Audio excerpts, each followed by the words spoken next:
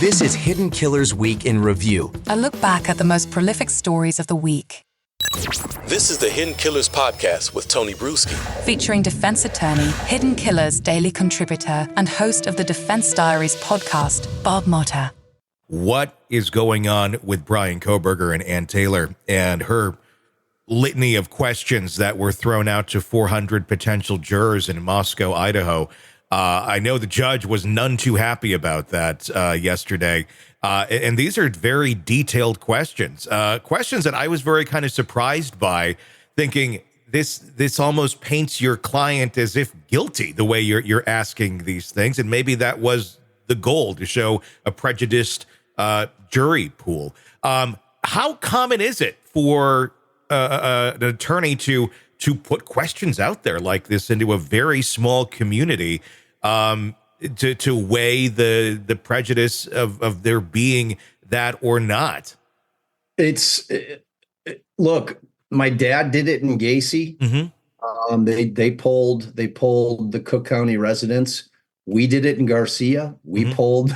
So remember, the motive behind doing it is for a change of venue motion. Sure. And Taylor was trying to get it moved out of Latah County, which she should. I don't think there's any way that trial should take place in Latah County.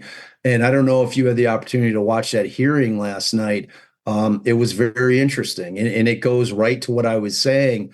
And Taylor and their expert, who was the one who put the polling together, said exactly what I've been saying for years, that everything that Bill Thompson did in his initial press conference, where that PCA was getting dropped, and we all know what that PCA was, and we all know how everybody that's in the true crime community from the creator side of it was covering the hell out of that and putting that thing out to the world. Everyone read that PCA. Yeah. Everyone knows all the facts in that PCA. And that goes to what I was just saying about Delphi. Yeah. That's the state getting their theory out. And Bill Thompson was not just saying it's coming out, but he was encouraging everyone to share it, the media to share it. That's prejudicial. Mm-hmm. There's no other way around it. That is unvetted, untested evidence, and it's the state's theory of the case and nothing more. And so every question that was taken or prepared for that thing directly came from the information that was already out to the public. Mm-hmm. So every single thing, the knife sheath, the fact that he was arrested in Pennsylvania, that all came from the PCA. Mm-hmm. So they weren't releasing anything in terms of violating the non-dissemination order, at least in the estimation. And the judge said it. He's like, I'm not dinging you being the defense on this.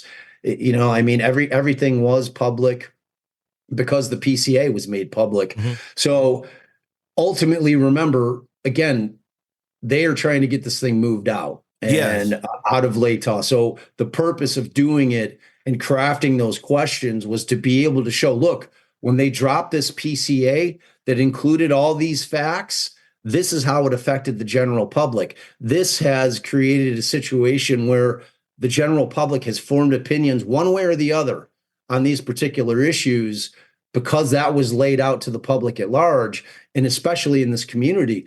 And so ultimately, I have no problem with it. I really don't. Like sometimes you need to give the judge receipts as to there is no way that we can have a fair trial in this county. And that was the purpose of it. So I wasn't surprised by it. And last night, actually, Judge, he was furious when it first came out, when he first caught wind of it. That was the first hearing where he's screaming and yelling.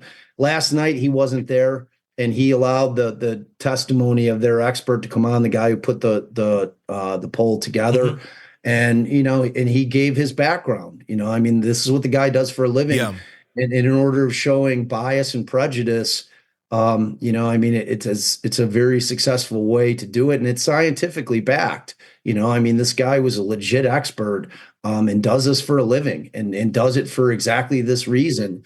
So, I had no issue with it. But doesn't it also taint a jury pool? The questions just in general, yes, it's out there. If someone read the PCA, they could answer these questions. Not everybody read the PCA. The general public did not. Those of us following this, if you're into the true crime then you saw it. But if you didn't, and you're just an average member of the community, this would certainly make you want to go look at up and look up all these questions and try to learn more about this case. I'd be very curious if I didn't know when I got this huge list of questions asked of me. That in itself just seems like, okay, you already got a small community. You're already concerned about it being tainted. You throw this out there to 400 people before being told to stop. Those 400 people are going to tell at least 10 other people each about this. Aren't you just kind of like pouring, dye into the water even more? And I know the goal is to move it, but are you tainting it yourself to move it? That kind of, I think, is the concern that some have. Or do you disagree with that? Yeah, in a community that small, when you're talking about especially a college community, I would find it hard to believe that a vast majority of the people in that small of a community are not aware of the case and probably the underlying facts. Now, the way that we handled when we did our polling, we did not put any specific facts, case-specific facts in our polling questions. We just wanted to find out, had they seen coverage on it? And if they had seen coverage on it, had they formed an opinion one way or another? And if they had formed an opinion one way or another, what was their opinion? Did they feel that he was guilty or not guilty based on the coverage they had seen? So we kept ours pretty generic. I can see your point, but again, like, I don't know if they set it up to where we had set it up in our poll that if they answered the first question, have you seen any coverage on the Anthony Garcia case? And their answer was no, the poll ended. Okay, so because that was all the data we needed. We just needed to know that person. So I don't know if they did that the same way in this. So, I mean, certainly if you have somebody that had not heard any of the facts of the case in Kohberger and is going through that, you're right. I mean, at that point, their interest is going to be piqued and they're going to be like, oh, man, I got to look into this. This case sounds crazy. So, I mean, and that was kind of the state's argument. I mean, we heard the word taint so many times last night that ultimately the state will make the argument. And ultimately, when it gets to that point that, it's the defense who tainted the jury pool by way of putting that poll out there to the public. Can we reward them for going around, the dissemination order, at least in our estimation, and allow this thing to get moved to a different county? Ultimately, the question doesn't relate to that. The ultimate question is, can he get a fair trial in that county, no matter which way it came about?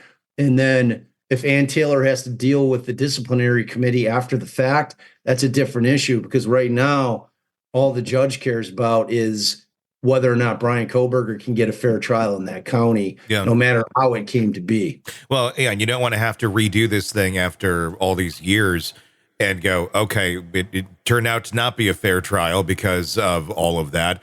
And now we have to move this to another county and try it all over again. That's just hell for those families.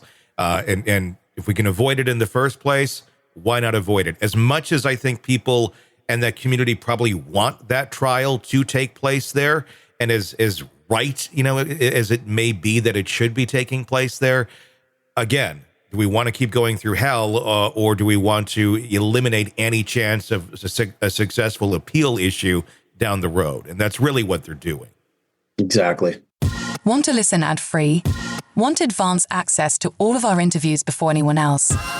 Become a True Crime Today Premium Plus subscriber on Apple Podcasts. You get every episode commercial-free, so you can binge on true crime until you can binge no more. Search True Crime Today Premium Plus on Apple Podcasts now, or go to our podcast page and sign up now. More of the Hidden Killers podcast next.